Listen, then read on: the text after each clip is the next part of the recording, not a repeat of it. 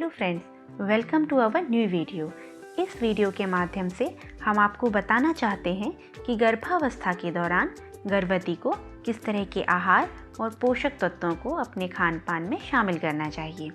Pregnancy के दौरान हर महिला को अपने खान पान का उचित ध्यान रखना चाहिए। अच्छी से अच्छी पौष्टिक चीज़ों को अपनी डाइट में शामिल करना चाहिए। उचित आहार न सिर्फ आपके लिए ज़रूरी है बल्कि आपकी गर्भ में पल रहे शिशु के संपूर्ण विकास के लिए भी बेहद ज़रूरी होता है। प्रेगनेंसी के दौरान महिलाओं के शरीर में हार्मोनल असंतुलन होने के कारण उनके अंदर शारीरिक और भावात्मक बदलाव महसूस होते हैं, जो महिलाओं में मूड और मेटाबॉलिज्म को प्रभावित करते हैं। ज़्यादातर महिलाओं को प्रेगनेंसी के दौरान खास तौर पर सुबह और शाम को जी मिचलाने जैसी समस्याओं का काफ़ी बार सामना करना पड़ता है, जो उनके आहार और स्वास्थ्य दोनों को प्रभावित करती है, जिससे उनके गर्भ पर पल रहे शिशु पर भी बुरा प्रभाव पड़ सकता है। इसलिए गर्भावस्था के दौरान अपनी सेहत का बेहतर ख्याल रखना और स्वास्थ्यवर्धक तत्वों को अपने डाइट चार्ट में शामिल करना बेहद ज़रूरी है, जिससे आप और आपका शिशु दोनों ही स्वस्थ रहें। तो आइए जानते हैं प्रेगनेंसी के दिनों में किन प्रमुख पोषक तत्वों को अपने डाइट में शामिल करें ताकि आपके बच्चे का संपूर्ण विकास हो सके। Number 1, folic acid.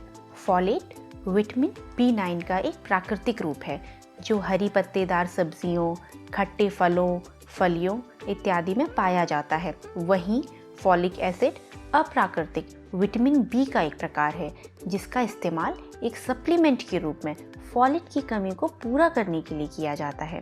क्योंकि खाद्य पदार्थों से फॉलेट की पूर्ति पूरी नहीं की जा सकती, इसलिए डॉक्टर आपको फॉलिक एसिड एक सप्लीमेंट के रूप में देते हैं। फॉलिक एसिड शरीर में नई कोशिकाओं और न्यूक्लिक एसिड यानी DNA के निर्माण में मदद करता है। गर्भावस्था से पहले और दौरान फॉलिक एसिड लेना विशेष रूप से महत्वपूर्ण माना जाता है। यह बढ़ते शिशु के मस्तिष्क, रीढ़ की हड्डी, लाल रक्त कोशिकाओं और प्लेसेंटा के विकास में मदद करता है। हालांकि इसकी कमी से गर्भ में पल रहे शिशु को कई तरह के जन्म दोष होने का खतरा बढ़ सकता है। यही कारण है कि डॉक्टर ज़रूरत पड़ने पर गर्भधारण करने के 1 महीने पहले और गर्भावस्था की पहली तिमाही तक नियमित रूप से फॉलिक एसिड की दवाई देते हैं और फॉलेट से भरपूर आहार के सेवन की सलाह भी देते हैं। सामान्यतः प्रेगनेंसी के लगभग 3 महीने में शिशु की रीढ़ की हड्डी का पूरा विकास हो जाता है, इसलिए डॉक्टर 3 महीने के बाद फॉलिक एसिड की दवाई देना बंद कर देते हैं। वहीं फॉलेट से युक्त आहार आपकी डाइट में पूरे गर्भावस्था में बनाए रखने की सलाह देते हैं।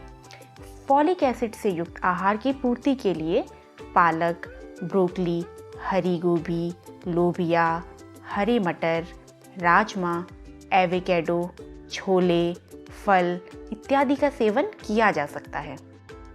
Number 2, calcium. कैल्शियम आपके लिए और आपके गर्भ में पल रहे शिशु की हड्डियों और दांतों के निर्माण के लिए आवश्यक है। साथ ही यह हृदय, नर्वस सिस्टम और मांसपेशियों के अच्छे स्वास्थ्य के लिए भी आवश्यक होता है। शरीर में कैल्शियम का लगभग 90% भाग हड्डियों और दांतों में होता है। बाकी 10% कैल्शियम खून, शरीर के तरल पदार्थ, नसों और मांसपेशियों की कोशिकाओं व ऊतकों में मौजूद रहता है। यह इन सभी को अपने कार्य करने में मदद करता है। इसलिए प्रेगनेंसी के दौरान ऐसे खाद्य पदार्थों का सेवन करें जो कैल्शियम से भरपूर हों। जो गर्भवती महिलाएं कैल्शियम का पर्याप्त मात्रा में सेवन नहीं करती हैं, उन्हें बाद में ऑस्टियोपोरोसिस होने का खतरा बना रहता है। इस बीमारी में हड्डियां नाजुक और कमज़ोर हो जाती हैं, जो गिरने, खांसने और झुकने तक में ही फ्रैक्चर हो जाती हैं। कैल्शियम की पूर्ति के लिए दूध सबसे अच्छा स्रोत माना गया है। दूध से बनी प्रोडक्ट जैसे दही, पनीर और छेने में कैल्शियम भरपूर मात्रा में होता है।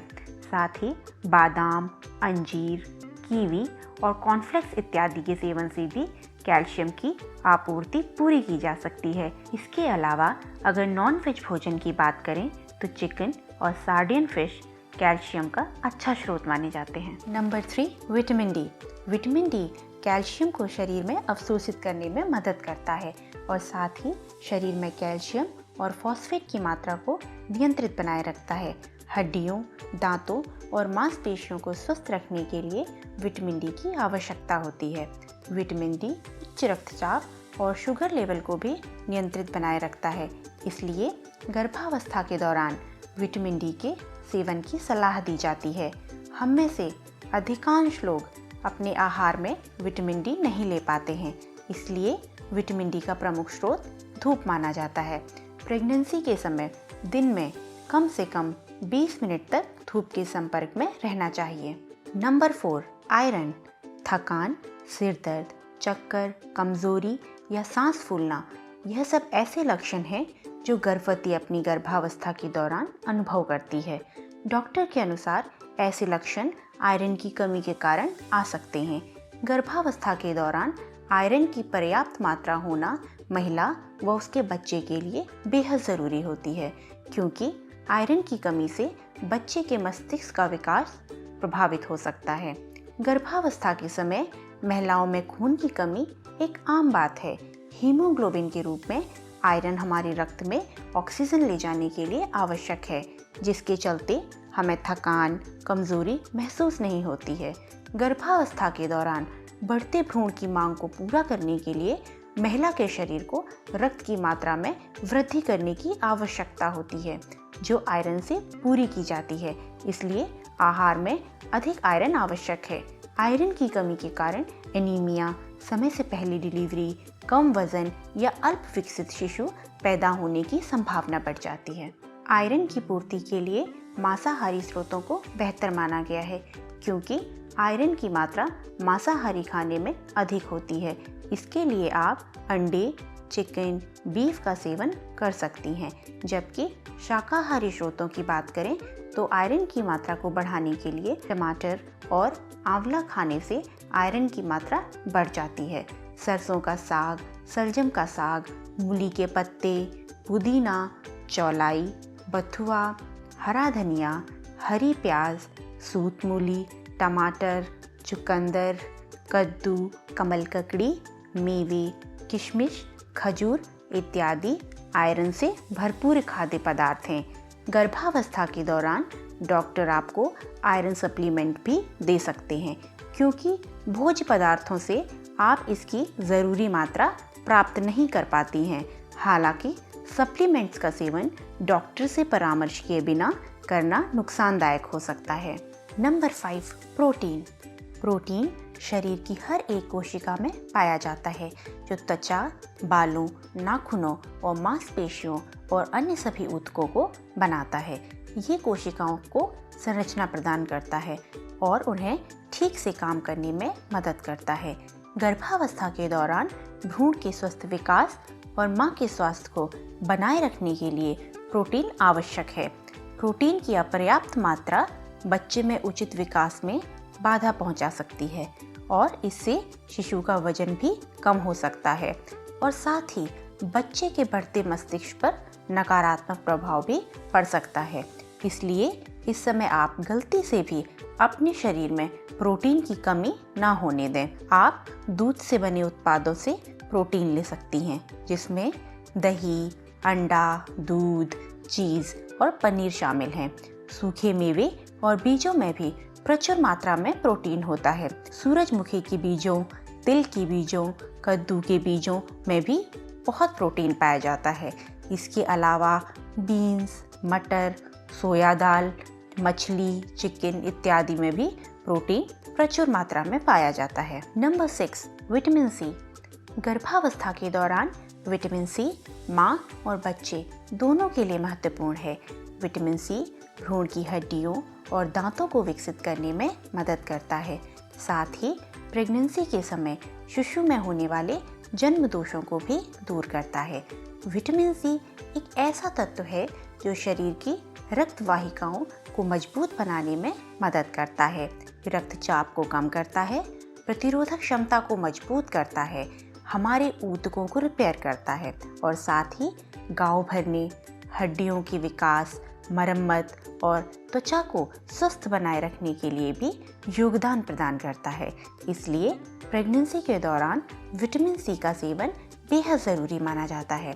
विटामिन सी संतरे, खरबूज, तरबूज, चकोतरा, कीवी, आम, स्ट्रॉबेरी, ब्लूबेरी, लाल मिर्च और हरी मिर्च में प्रचुर मात्रा में मिलता है। Number 7, iodine. आयोडीन प्राकृतिक तौर पर समुद्री पानी और मिट्टी में पाया जाता है। हमारे शरीर में थायराइड ग्रंथि को ठीक से काम करने के लिए आयोडीन की आवश्यकता होती है।